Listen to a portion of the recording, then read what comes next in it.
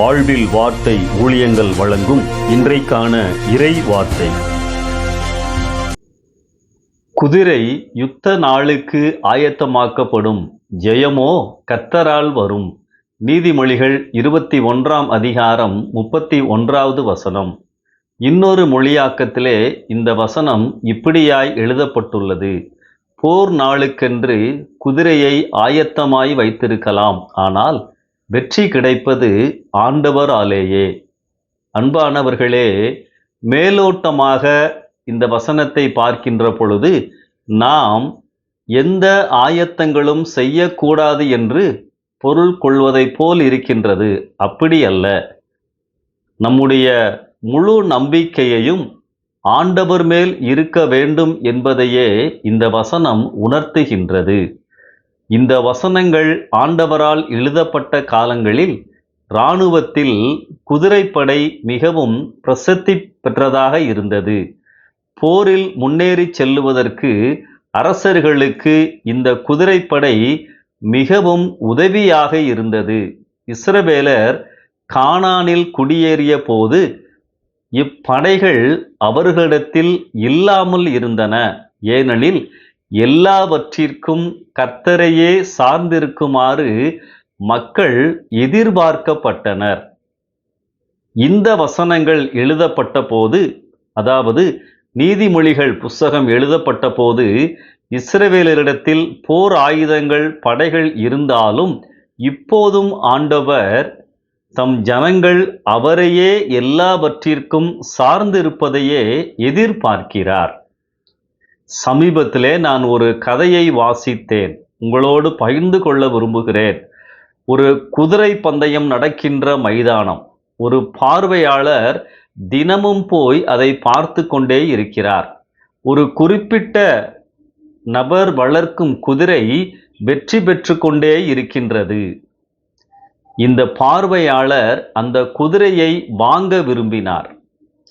அந்த குதிரையின் சொந்தக்காரரிடத்திலே இந்த குதிரையை நான் வாங்க விரும்புகிறேன் என்று கூறினார். அந்த குதிரைக்காரர் சொன்னார், நான் விற்க தயார், ஆனால் நான் கொடுப்பதையெல்லாம் நீங்கள் கொடுக்க முடியாது. இப்படி அந்த குதிரைக்காரர் சொன்னவுடன் இந்த வாங்க வந்த பார்வையாளருக்கு கோபம். என்னிடம் இல்லாத பணமா? நான் எல்லா வசதிகளையும் செய்து கொடுத்து இந்த குதிரையை பார்த்து கொள்ளுவேன், ஜெயிக்க வைப்பேன்.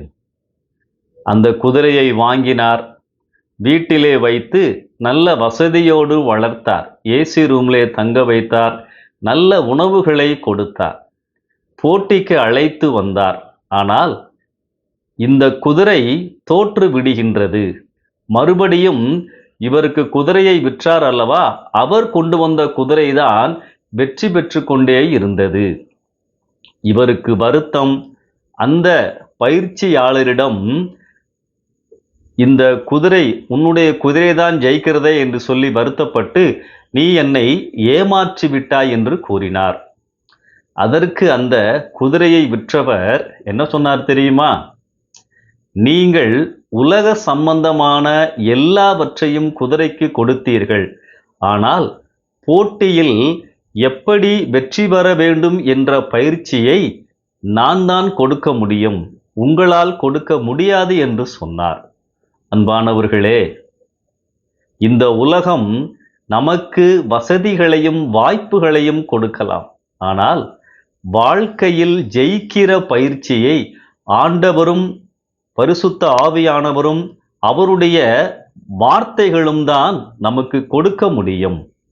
வாழ்க்கையில் முழுமையான வெற்றியை, ஜெயத்தை ஆண்டவர்தான் நமக்கு கொடுக்க முடியும். அவருடைய வசனங்கள் மூலமாகத்தான் அந்த பாதையை நாம் தெரிந்து கொள்ள முடியும். இந்த வசனம் நமக்கு என்ன சொல்லுகின்றது?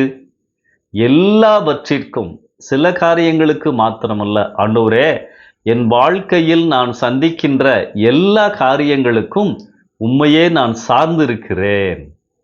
இந்த அர்ப்பணிப்பு நம்மிடத்திலே காணப்படுகின்ற பொழுது ஆண்டவர் தருகின்ற பலனை, ஆண்டவர் தருகின்ற ஞானத்தை, ஆண்டவர் தருகின்ற வெற்றியை இந்த உலகத்திலே நாம் பெற்று வாழ முடியும். ஆண்டவர் குறிப்பாய் நம்மிடத்திலே எதிர்பார்ப்பது, எல்லாவற்றிற்கும் நீங்கள் என்னை சார்ந்திருக்க வேண்டும். அர்ப்பணியுங்கள். உங்களை நம்புவதற்கு பதிலாக எல்லா காரியங்களிலும் ஆண்டவரையே நம்புங்கள். வாழ்க்கையில் வெற்றியை நீங்கள் சந்திப்பீர்கள். நேற்று உங்களை வழிநடத்தின தேவன் இன்றைக்கும் உங்களை வழிநடத்துவார். தேவைகளை சந்திப்பார். நம்பிக்கையோடு இந்த நாளை ஆரம்பியுங்கள். ஆமென்.